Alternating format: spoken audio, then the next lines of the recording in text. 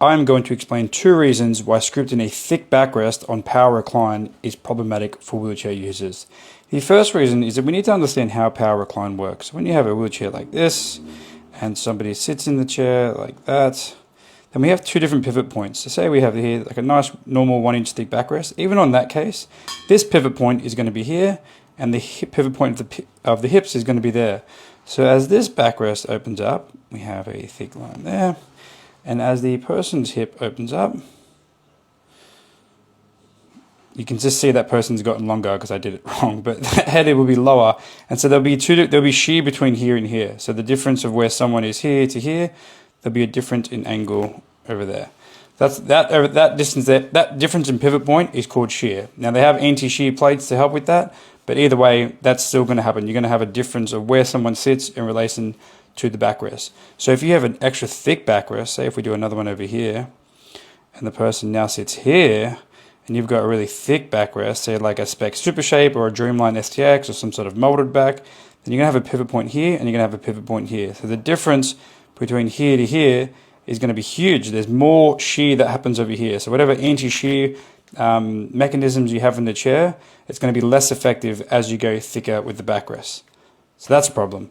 The other problem you're going to have is when you lay someone down into recline, let's do more like this, sorry. You have the thick backrest, and you have someone who's trying to sit like this is their bum, and then now their back is going to be like this.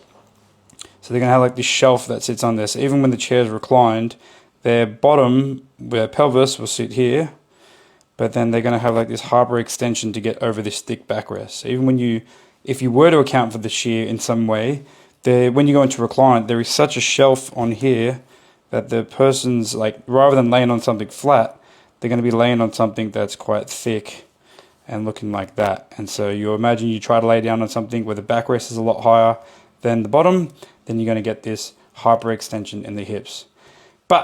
So what do you do then? What do you do if you need someone with a thick backrest? Well, you essentially can't because of just the limitations of pivot points. But if you do want to use products that do this better. Now, this is not a paid affiliate program or anything. I've just seen these and I'm like, look how good the shear plate is on this. This is from Motion Concepts and their Recline. And as you go into recline, it's so perfectly matched where you can see the distance between the person and the chair.